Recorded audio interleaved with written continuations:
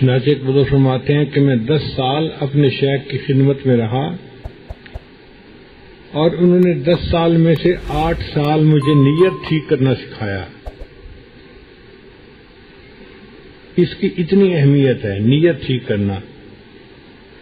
انسان اپنے ہر عمل کو دیکھتا رہے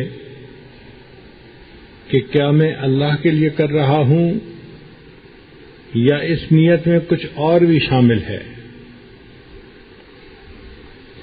اللہ تعالیٰ کو وہ اعمال پسندیدہ ہیں جو خالص اللہ کی رضا کے لیے کیے جائیں. الا للہ الدین الخالص، اللہ تعالیٰ کو خالص دین مطلوب ہے.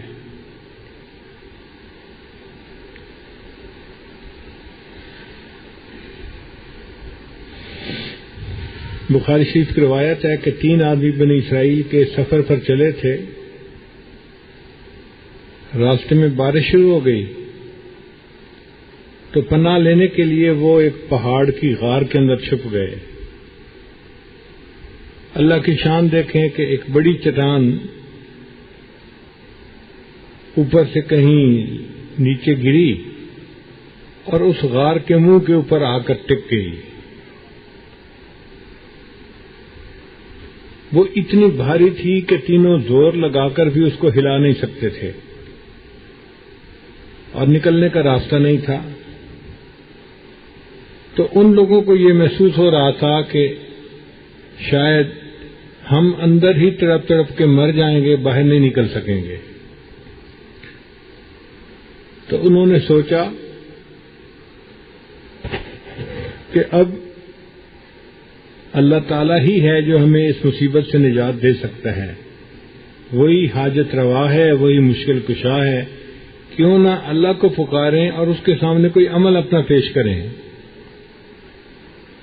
یہ ہے وسیلہ اللہ کے سامنے اختیار کرنا. وابتغوا الیہ الوسیلہ.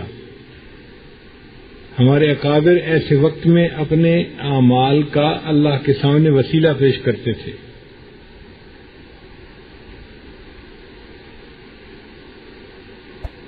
ان میں سے ایک نے کہا کہ یا اللہ آپ جانتے ہیں میری والدہ تھی اور میں ان کی خدمت کرتا تھا. جب میں بکریاں چرا کے آتا تھا تو اپنی والدہ کو پہلے دودھ پلاتا تھا، بچوں کو بعد میں پلاتا تھا. ایک رات میں آیا تو والدہ سوئی ہوئی تھی تو میں دودھ لے کر ان کے بستر کے پاس کھڑا ہو گیا کہ جیسے ہی اٹھیں گی تو میں دودھ پیش کروں گا. وہ پوری رات سوئی رہیں اور میں پوری رات جاگتا رہا. اے اللہ اگر میں نے یہ عمل تیری رضا کے لیے کیا ہے تو اس مصیبت سے ہمیں نجات عطا فرما. اللہ تعالیٰ نے دعا قبول فرما لی اور چٹان تھوڑی سی سرک گئی، مگر ابھی بھی اتنا راستہ نہیں بنا تھا کہ وہ باہر نکل سکیں.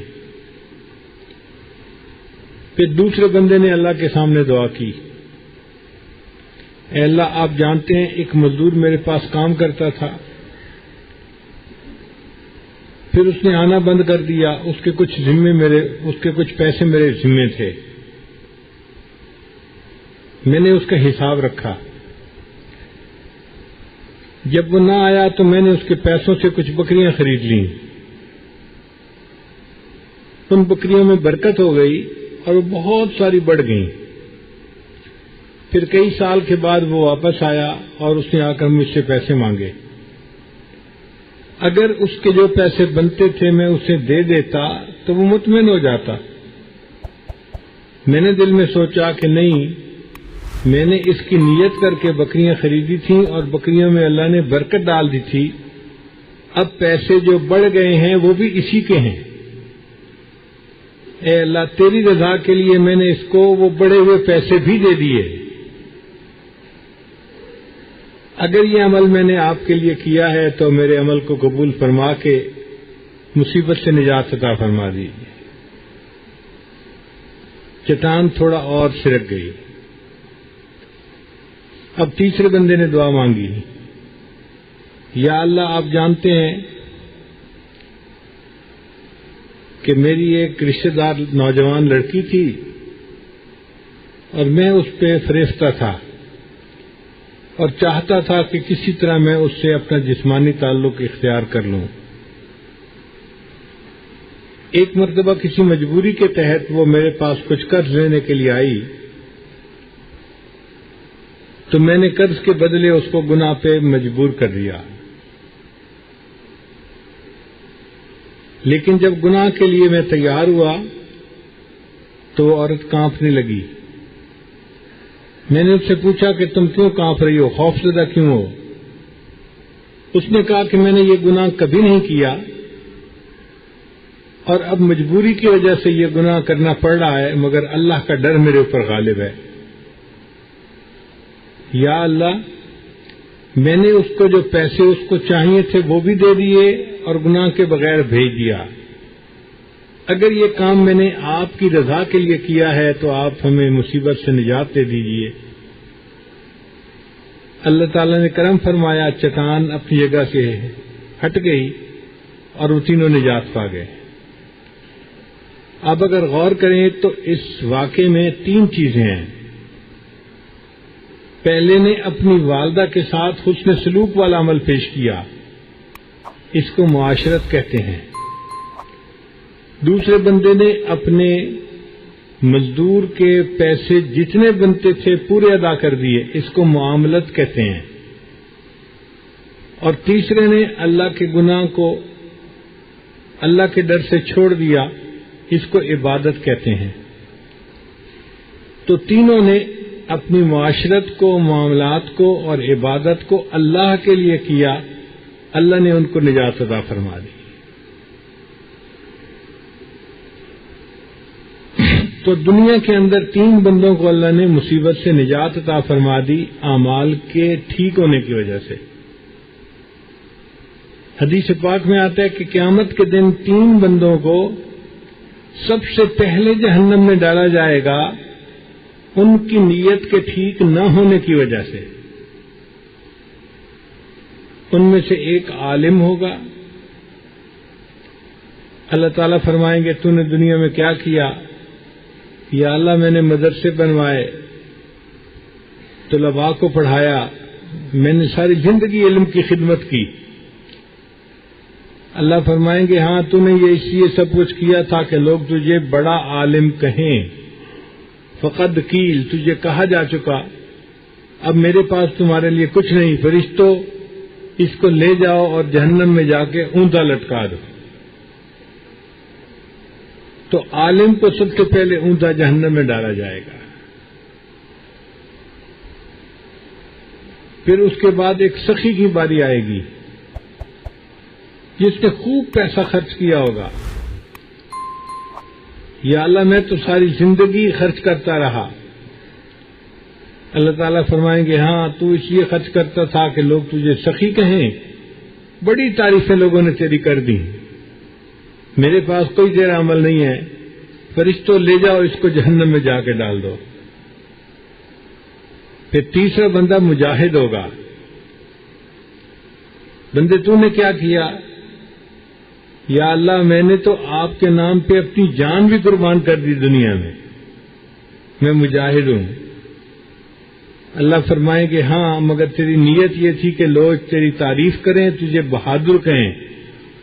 تو لوگوں نے تجھے بہت تعریفیں کر کے بہادر کہا، میرے پاس تمہارا کوئی عمل نہیں ہے. فرشتوں لے جاؤ اس کو جہنم میں جا کے ڈال دو. تو دیکھو 3 آدمی ہیں اور تینوں نے گناہ نہیں کیا. ایک نے علم کی خدمت کی، دوسرے نے فلاحی کام کیے اور تیسرے نے جہاد کیا. مگر یہ تینوں نیک کام کرنے والے بندے نیت کی خرابی کی وجہ سے جہنم میں جا رہے ہیں، جبکہ دنیا میں 3 آدمی اپنے عمل کی نیت اچھی ہونے کی وجہ سے مصیبت سے نجات پا رہے ہیں.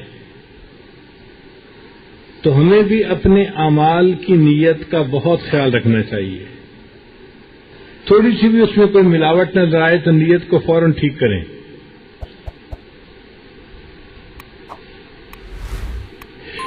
نیت ٹھیک کیسے ہوتی ہے؟ اس کے 3 طریقے ہیں.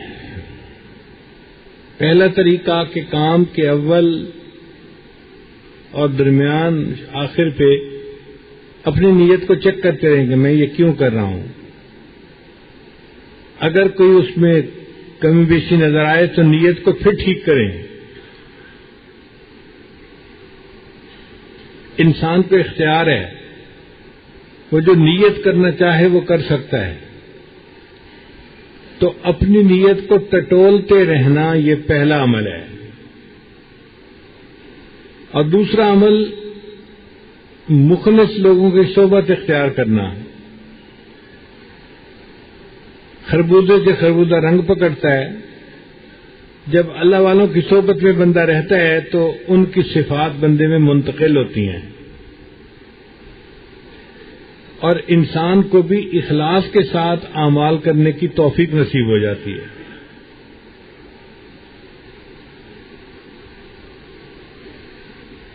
اور تیسرا عمل ہے اللہ تعالی سے دعا کرنا کہ یا اللہ مجھے اخلاص نیت کے ساتھ عمل کرنے کی توفیق عطا فرما. اگر نیت میں تھوڑی سی بھی کمی ہوگی تو اس کی وجہ سے عمل کو رد کر دیا جائے گا. اللہ تعالیٰ کو بالکل صاف عمل چاہیے جس میں 100% نیت اللہ کی رضا ہو.